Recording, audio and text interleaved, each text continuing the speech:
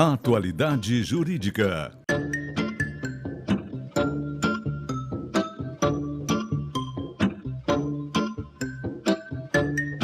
Com Odilon Garcia Júnior e Ivone Garcia. Estamos chegando com mais um Atualidade Jurídica e hoje nós vamos falar de regime dos bens e heranças. Estamos aqui com o Dr. Odilon Garcia Júnior e a doutora Sabrina Moleta. Doutor Odilon, fale um pouquinho para nós, nos comente um pouquinho sobre este tema tão importante aí. Guaraci, em primeiro lugar, muito obrigado de novo pelo teu convite para participar do teu programa. E hoje nós temos a intenção de trazer um assunto tão interessante que envolve praticamente a todos, né?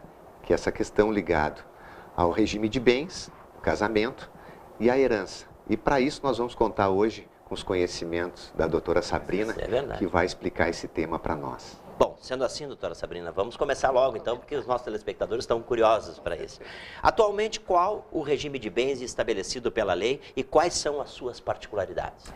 Guaraci, com o advento da lei do divórcio, o regime legal de bens no casamento passou a ser o da comunhão parcial, ou seja, todos os bens constituídos durante a sociedade conjugal, eles devem ser comunicados entre os cônjuges. Essa alteração, ela mudou substancialmente o regime anteriormente, que era o da comunhão universal de bens, ou seja, bens presentes e futuros se comunicavam aos cônjuges. Claro. Todavia, essa alteração, ela deixou de prever como seria a participação do cônjuge sobrevivente na parcela designada como herança. Doutora, para entendermos melhor, o que são bens comuns, meação, bens particulares e heranças? Guaraci, bens comuns são os bens que ambos os cônjuges ajudaram a constituir durante a constância do casamento. A meação é o direito que o cônjuge tem a participar esses bens que ajudou a constituir. A herança, ela é feita dos bens do falecido, pelo qual entram os sucessores legítimos, né? Pelo qual também entra o cônjuge sobrevivente. Doutora, houve alteração no regime de bens, né? Surgiram algumas discussões a respeito disso? Sim, Guaraci, com a alteração do regime legal de bens, formaram-se basicamente três correntes de pensamento. A primeira, que entende que o cônjuge sobrevivente, ele só vai concorrer à parte da herança designada como bens particulares. A segunda corrente de entendimento menciona que o cônjuge sobrevivente ele vai concorrer tanto na parcela comum quanto na parcela de bens particulares. Claro. E existe ainda a terceira corrente de pensamento que menciona que somente irá concorrer aos bens comuns, ou seja, aos bens que o cônjuge ajudou a constituir durante a sociedade conjugal. Que beleza. Doutor Odilon, nós sabemos, todos nós sabemos, principalmente o nosso telespectador que nos acompanha há mais tempo, sabemos que o Garcia é especializado nesses assuntos. Por isso nós estamos abordando hoje esse regime de bens, né, e heranças. Fale um pouquinho para nós. Vocês são especializados em vários temas, principalmente esse, não é isso? Sim, Guaraci. Obrigado pela pergunta. O escritório Garcia tem uma área específica dentro da sua área civil que trata dessas questões ligadas ao direito de família. Claro. Que beleza isso, né? Portanto, não esqueça, a gente sempre procura que vocês interajam conosco, com os advogados que fazem parte deste quadro, porque todos são especializados nesses assuntos que a gente aborda. Agora, se lembro também, direito de família e sucessões. E sucessões, que é importantíssimo. Não podemos esquecer disso, doutor. Lembrando que nosso telefone, o telefone do Garcia Advogados Associados, está aí no nosso rodapé do vídeo, é 21015151, e o site também está aí à sua disposição. Se quiser interagir com esses profissionais, estão à disposição de vocês aí para qualquer esclarecimento. Doutora Sabrina, vamos voltar então, dentro desse tema que nós estamos falando, qual seria a melhor interpretação atualmente? Em recente decisão, Guaraci, o STJ, através da ministra Nancy Andrighi, mencionou que a melhor interpretação sobre o tema é aquela que prima pela vontade das partes na escolha do regime de bens, que também deve viger quando do advento da morte de algum dos cônjuges.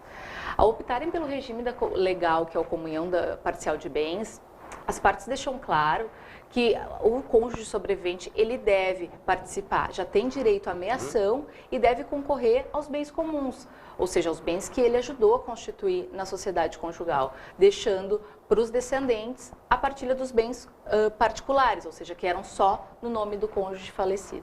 Olha que maravilha de esclarecimento, vocês que estão nos assistindo aí, sobre o regime de bens e heranças. Para isso, o Garcia está aqui para tirar qualquer dúvida, como eu disse agora há pouco, pelo telefone 2101-5151. É isso, doutor? É isso. O tema é muito rico, né? É bom, né? Muito excelente, bom. é atrativo, né? As pessoas atrativo. que estão nos assistindo, É tenho verdade, certeza, mas... ficaram ligados, né? Ok, Ok, doutor? Doutora Sabrina, era isso por enquanto? Era isso. Ok, esse foi então o nosso quadro Atualidade Jurídica com a participação da doutora Sabrina Moleta e o doutor Odilon Garcia Júnior. Não esquecendo que você pode interagir conosco aí pelo telefone 2101-5151. Agradecendo a sua preferência pelo nosso quadro Atualidade Jurídica, agradecemos a sua presença e com certeza voltaremos logo depois do intervalo comercial. Até mais. Oferecimento Garcia e Garcia Advogados Associados.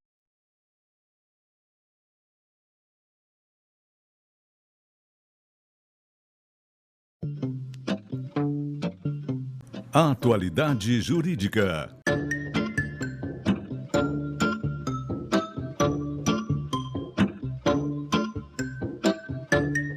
Com Odilon Garcia Júnior e Ivone Garcia. Estamos chegando com mais uma Atualidade Jurídica e hoje nós vamos falar sobre tempo de serviço especial para servidor público. Para isso estão conosco aqui a doutora Jane Silva e o doutor Odilon Garcia Júnior, sempre em parceria com o Garcia e Garcia Advogados Associados. Doutor Odilon, nos fale um pouquinho sobre esse tema, por favor. Inicialmente, gostaria de te agradecer novamente, Garcia, pelo teu convite para participar do teu programa. E hoje nós vamos abordar um tema muito interessante e que tem tido recentes repercussão, inclusive dentro do Poder Judiciário, né? Demandas, claro, tratando desse assunto, que é dessa aposentadoria por tempo de serviço especial e aposentadoria especial, mas especificamente para servidores públicos. E para isso a gente conta hoje com o conhecimento da doutora Diene, que vai abordar esse tema. Bom, vamos então ao serviço, ao trabalho, doutora, é isso? O que é, doutora Jenny, o que é tempo de serviço especial? Bom, agora sim. Tempo de serviço especial é aquele trabalho exercido em condições que prejudiquem a saúde ou a integridade física do trabalhador, ou seja, com exposição a agentes nocivos, insalubres ou periculosos. Quando o segurado ou o servidor público ele consegue comprovar que ele exerceu essas atividades em condições especiais, eles faz jus a um acréscimo nesse tempo de serviço, que vai ser de 40% se homem e 20% se mulher. O servidor público também pode usufruir desse tempo de serviço? Bom, a nossa Constituição Federal de 88, ela previu a aposentadoria especial e o cômputo desse tempo exercido em condições especiais, mas ela deixou condicionada a edição de uma lei complementar, que efetivamente explicasse quais eram essas condições especiais que ensejariam a aposentadoria especial. Entretanto, passado mais de 20 anos da edição da nossa lei e mesmo ela tendo sido sucessivamente editada já, até hoje essa lei não foi feita. E existe alguma forma de resolver essa situação do servidor público? Bom, no nosso ordenamento jurídico, a forma de suprir essa omissão legislativa é através do mandado de injunção. O STF já foi questionado diversas vezes através de mandado de injunção e já adotou o entendimento de que o segurado, o servidor público, ele não pode ficar à mercê dessa falta de legislação. Então, ele determina que seja aplicada a mesma legislação que é aplicada por seletista lá no regime geral da Previdência Social, que seja aplicada ao regime jurídico único. Doutor Odilon, já existe alguns mandados de injunção tramitando com esta matéria em relação aos médicos? Já existe, Guaraci. Inclusive, o escritório participou de um especificamente, o Sindicato dos Médicos de Santa Catarina.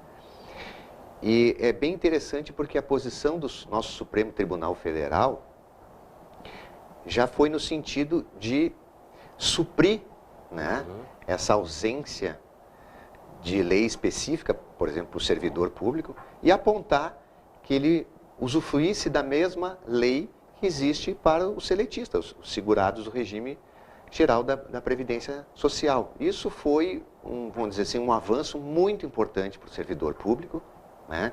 Que se vê, como disse a doutora Diene, 25 anos sem a lei complementar. Claro. Né? É um tempo, né, doutora? É muito tempo. E esse direito é muito importante para a aposentadoria, né? Claro. Às vezes, por exemplo, um médico servidor público que trabalha com agentes biológicos ou trabalha com raio-x, claro. Né? Que já está exposto já a qualquer está exposto, tipo de... né? Ele se entende que possa ter uma diminuição da sua expectativa de vida por trabalhar com esses agentes. Então, ele merece o mesmo tratamento que já tem os seletistas. E isso é muito importante. Claro. Lembrando, então, que o Garcia Advogados Associados também é especializado nesse tema. E a gente já falou várias vezes sobre isso, né, doutora Jane e doutor Odilon?